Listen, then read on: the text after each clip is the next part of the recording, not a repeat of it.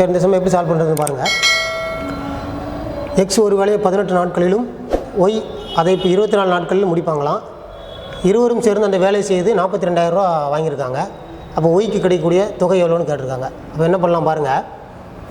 அப்போ x Y 2 பேரும் என்ன பண்ணணும்னா எழுதிக்கிறோம். அப்போ எக்ஸ் வந்து ஒரு வேலையை 18 நாளில் முடிப்பார், ஒய் வந்து 24 நாளில் முடிப்பார்.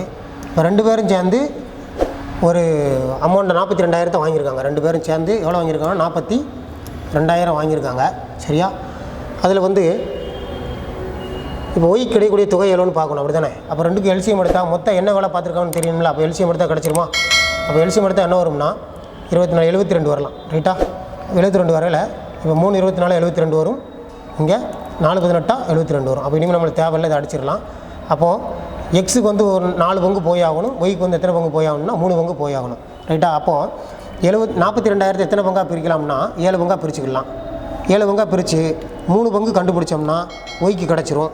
ரைட்டா? 4 பங்கு கண்டுபிடிச்சோம்னா எக்ஸுக்கு கிடச்சிரும். சரி, அப்போ பாருங்கள், ஒரு பங்கு எவ்வளோ வருதுன்னா 6,000 வருது. ரைட்டா? அப்போ 3 பங்கு எவ்வளோ வரும்னா ஒய்க்கு வந்து 18,000 வரும், எக்ஸுக்கு வந்து எவ்வளோ வரும் அப்படின்னா 24,000 வரும்.